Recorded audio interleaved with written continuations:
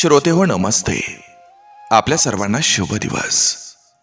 श्रोते हो, कधी कधी आपल्याला असा प्रश्न पडतो की पैसा हा अमृत आहे का विष आहे. श्रोते हो, पैसा असेल तर माणसाला किंमत असते. त्या पैशाचा उपयोग गरजवंतांना हा होत असेल तर तो माणूस देवासमान मानला जातो. आणि स्वतःसाठीच होत असेल तर एक श्रीमंत माणूस म्हणून त्याला किंमत असते. श्रोते हो, पैशाशिवाय माणूस जगू शकत नाही. म्हणजे पैसा अमृत आहे, पण त्याचा गैरउपयोग माणसाचं आयुष्य आणि किंमत हे दोन्हीही संपवतो. म्हणजे तो विष आहे. एकच गोष्ट अमृत आणि विष असते तेव्हा ती जपून वापरावी लागते. भरपूर मिळाली आणि कमी मिळाली तरी ती पुरवूनच वापरावी लागत असते. कारण तिचा अमर्याद वापर हा सर्व नाशाचं कारण बनत असतोय. नक्की विचार करा. चला, आजही आपल्यासाठी सुंदर विचारांची ही शिदोरी, ही मालिका अशीच पुढे घेऊन आलोय. चला, करूया सुरुवात सुंदर विचारांना, सुंदर सुविचारांना. जीवनाचा प्रवास हा आपल्याला साथ देणाऱ्या आणि मदत करणाऱ्या लोकांसोबत करा. कारण अशी लोक स्वतःही यशस्वी होतील आणि तुम्हालाही यशस्वी करतील.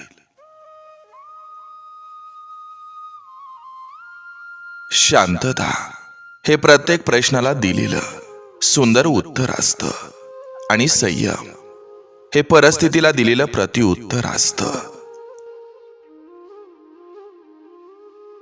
लॉटरी ही फक्त पैशांचीच नसते. जीवनात चांगल्या माणसांची साथ मिळणं ही सुद्धा एक लॉटरीच असते.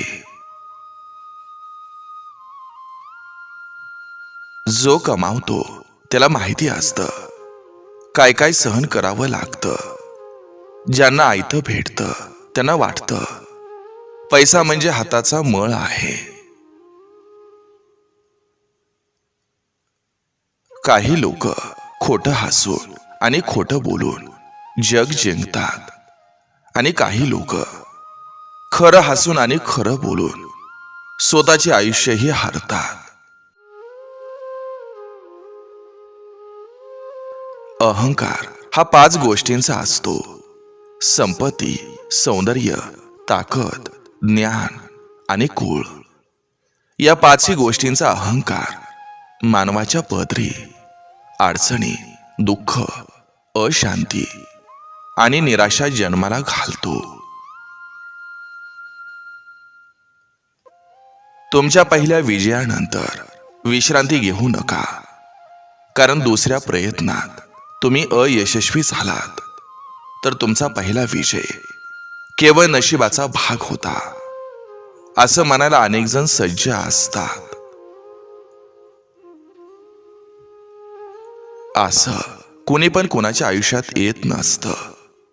जेव्हा मन आणि हृदय त्या व्यक्तीसाठी वेड होऊन जातं तेव्हाच खरं प्रेम होतं. एखादी व्यक्ती मनातून उतरली की त्या व्यक्तीबद्दल सहानुभूती, आदर, मान सन्मान काही शिल्लक राहत नाही.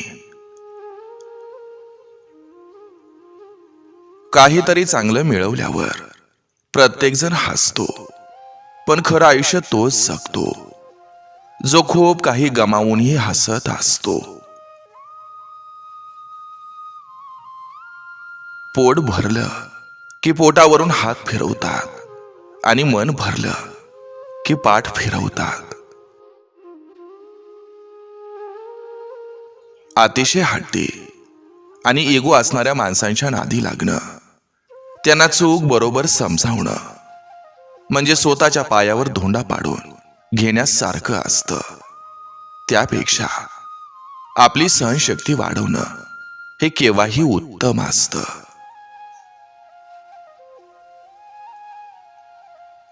प्रेम हे तेव्हाच टिकतं जेव्हा ते दोघांनाही हवं असतं.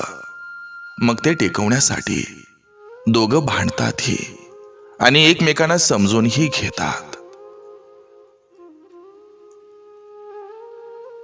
ज्यांची सुरुवात इमानदारी, स्वकष्ट आणि शून्यापासून होते, त्यांना हारण्याची, घाबरण्याची, ओळख निर्माण करण्याची गरज आणि भीती कधीच नसते.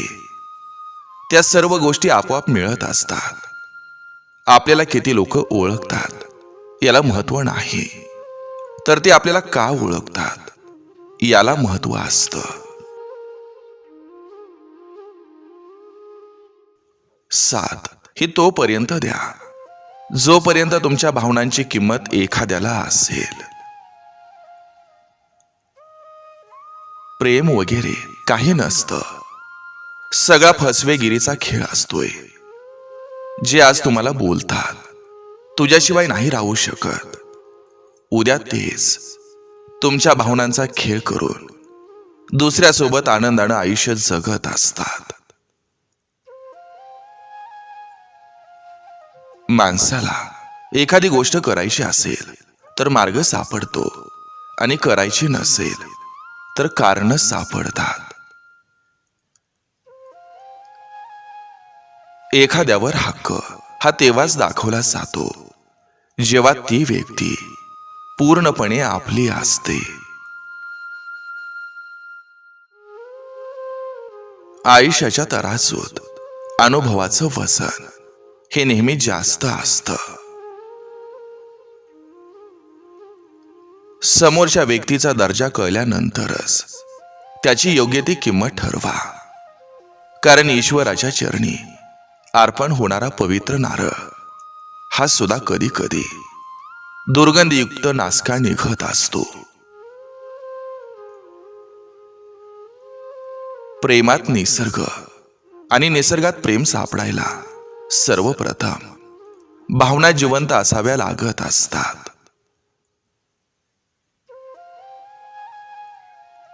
जे सुरू केले त्याचा अंत नीट झालाच पाहिजे.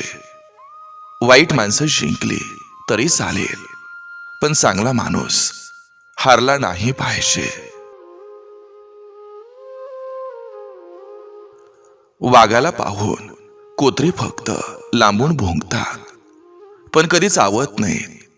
कारण त्यांना माहिती असतं चुकून कधी वाटेला गेलं तर त्यांची वाट लागल्याशिवाय राहणार नाही.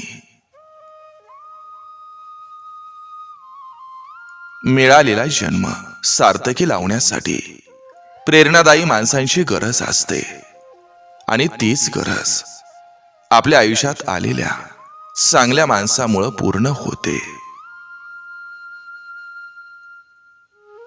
आवडणारे हजार चेहरे असतात, पण मनात बसणारा एकच असतो.